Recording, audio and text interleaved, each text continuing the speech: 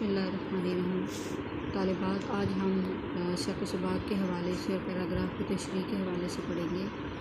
आपके सामने पेपर है, इसमें हिस्सा 2 है। हिस्सा 2 में हम देखेंगे कि सवाल नंबर 3 है जिसके 2 अज्ज़ा हैं और इस दोनों अज्ज़ा में पैराग्राफ दिए गए हैं और उसमें आपने हवाला मतन और शक व सबाक़ के साथ आपने पैराग्राफ की तशरीह करनी होती है। नंबर की डिवीज़न देखिए कि इसमें हवाला मतन के 2 नंबर होते हैं। हवाला मतन में 1 नंबर सबक का और 1 नंबर मुसन्निफ़ का के नाम का होता है और इसके बाद सियाक़ व सबाक़ की बारी आती है। सियाक़ व सबाक़ के भी 3 नंबर होते हैं और इसके बाद 10 नंबर की आपने तशरीह करनी होती है। यानी ये टोटल सवाल जो है पेपर में 15 नंबर का होता है। अब आते हैं हम पैराग्राफ की तरफ। सबक के आखिर में देखिए कि आपको सवाल नंबर 4 में सियाक़ व सबाक़ के हवाले से मुतअज्जज़ इक़्तिबासात की तशरीह के लिए सवाल आया है। अलिफ जुज़ देखिए कि इसका एक और कारनामा डैश इससे कुछ परवाह ना थी। यानी ये पैराग्राफ जो है वो आपके सबक से लिया गया है और इसमें इसको तशरीह करने से पहले और इसको हल करने से पहले हमें ये देखना है कि हवाला मतन क्या है और सियाक़ व सबाक़ क्या है। हवाला हवाला का मतलब होता है निशान, सनद या तहवील और ये अरबी ज़बान का लफ्ज़ है। मतन का मतलब होता है ये भी अरबी ज़बान का लफ्ज़ है और इसका मतलब होता है लुग़त में ये असल इबारत दरमियान या वस्त में। तो आम तौर पे जो हम हवाला मतन लेते हैं तो ये इसमें इस बात को देखा जाता है कि आपको जो भी पैराग्राफ आता है उसमें उस कहानी का जो नाम होता है, उस सबक का जो नाम होता है वो आप लिखते हो और इसके बाद मुसन्निफ़ का नाम की हेडिंग दे के आप मुसन्निफ़ का नाम लिखते हैं। मिसाल के तौर पर ये जो पैराग्राफ है जिसकी हम आज तशरीह करेंगे, उसको जानेंगे और सीखेंगे कि इससे आपको सवाल के साथ पैराग्राफ की कैसे तशरीह की जाती है। तो सबसे पहले आप हवाला मतन लिखेंगे, यानी इसमें आप सबसे पहले हेडिंग लिखेंगे हवाला मतन, फिर उसके बाद आप लिखेंगे सबक का नाम और फिर उसकी हेडिंग लिखेंगे मुसन्निफ़ का नाम। तो सबक का नाम जो है वो आपके किताब में जैसे मनाक़िब उमर बिन अब्दुल अज़ीज़ ये लिखा गया है और मुसन्निफ़ जो हैं वो अल्लामा शिबली नुमानी हैं। तो मुसन्निफ़ का नाम भी आपने पूरा लिखना होता है और कहानी का नाम भी पूरा लिखना होता है। ये नहीं कि आपने एक लफ्ज़ लिख दिया और अगला हर्फ ना लिखा, इस तरह नहीं लिखते। यानी जो कहानी का नाम और जो सबक का नाम होता है उसे मुकम्मल तौर पर लिखते हैं। अगर आपने हवाला मतन इस तरह लिख दिया तो इसका मतलब ये है कि पेपर में आपके 2 नंबर आ गए। हवाला मतन के बाद बारी आती है सियाक़ व सबाक़ की। सियाक़ व सबाक़ जो अक्सर बच्चे इसमें गलती कर देते हैं कि सियाक़ व सबाक़ को वो समझते ही नहीं कि सियाक़ व सबाक़ है क्या। तो सबसे पहले तो मैं सियाक़ और सबाक़ के लफ़ज़ी मानी बताऊंगी और उसके बाद इस्लाही मानी बताऊंगी और फिर इसको कैसे हमने लिखना है उसके हवाले से आपको गाइड करूँगी।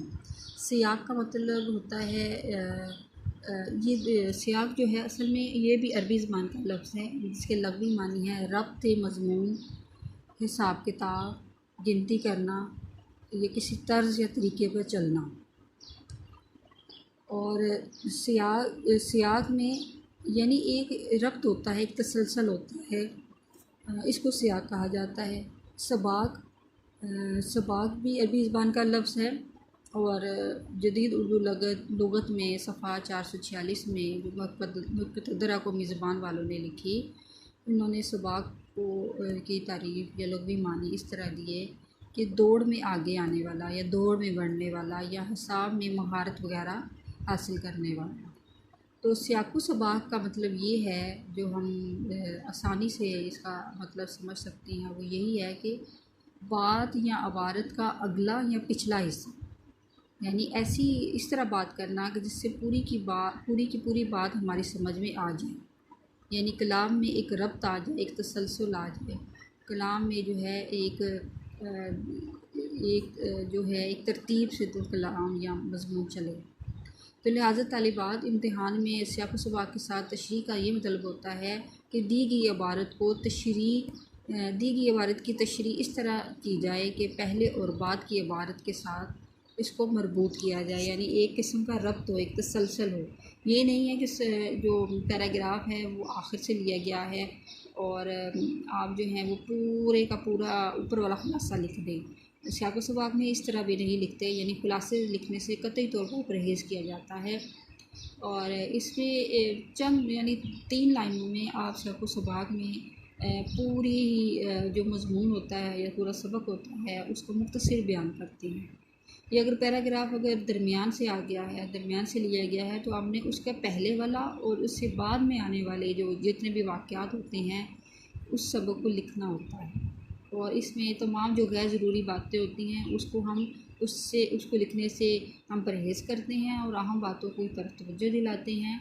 और हम इबारत को इस तरह तसलसल से लिखते हैं कि हर तरह की जो गैर ज़रूरी बात होती है वो उसमें ख़त्म हो जाती है और एक मुकम्मल तौर पर जो एक जो कहते हैं ना उसका मरकज़ी ख़्याल टाइप हमारे सामने आता है। तो डियर स्टूडेंट, सियाक़ सबाक़ दरअसल एक तरकीब का नाम है और ये एक तवील इबारत की शक्ल में नहीं लिखा जाता है। इसमें सबक के ख़ुलासे को बिल्कुल ही आप समझें कि सबक का ख़ुलासा नहीं होता, बल्कि इसके अंदर बहुत अहम बातों को शामिल किया जाता है। तो जब आप सियाक़ सबाक़ लिखें तो आप सबक के अगले और सबक के पिछले हिस्से को देखें और उसको नहायत ही मुख्तसर अंदाज में 3 या 4 सतरों में उसको लिखें।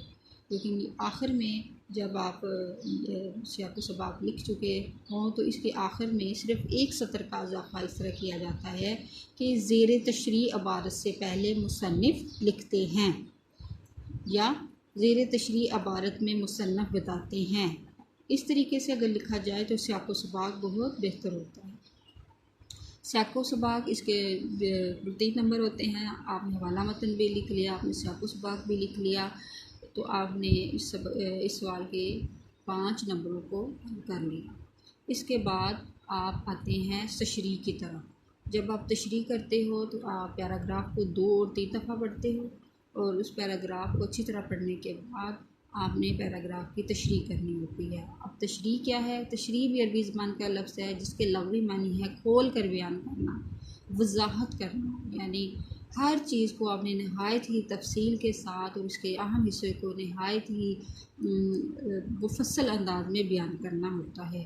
और ये बहुत अहम हिस्सा है जिससे वसाहत के साथ लिखना हमारा जो है, अगर हम लिखेंगे तो तब ही हमें नंबर मिलेंगे। इसके अलावा इबारत में अगर कोई जुमला आ गया है ऐसा जिससे रिलेटिव कोई अहादीस है, कोई आयात हैं, कोई कौल है, कोई शेर है, तो आप उसको ज़रूर लिखें। जो तलबा इम्तिहान में अच्छे नंबर लेते हैं वो इसी तरह लेते हैं कि वो तशरीह करते हुए वो तलमी और तारीख़ी वाक़यात की तरफ इशारा करते हुए अपनी अहादीस और आयात का इस्तेमाल करते हैं, अशार का इस्तेमाल करते हैं। और इसीलिए कहा जाता है कि उर्दू जो है वो आसान है। उर्दू में बच्चे नंबर तो सबके नहीं आते, पास तो सब हो जाते हैं, लेकिन पास होना इतनी अहमियत नहीं रखता। अच्छे नंबर लेना आज के दौर में मेरिट के तौर पे मेरिट में आके नंबर लेना इसमें अहम है। तो जो लोग बच्चे मेहनत करते हैं वो 80 और 90% भी नंबर उर्दू में ले लेते हैं।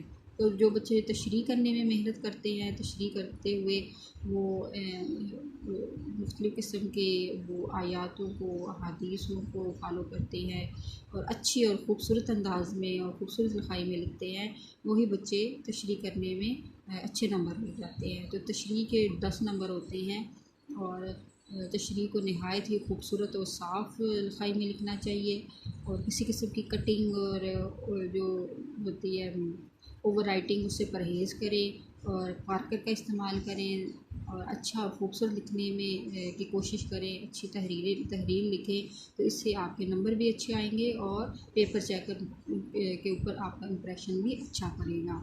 मुझे उम्मीद है कि आपको सियाक़ सबाक़ हवाला मतन तशरीह लिखने में समझ आ गई होगी।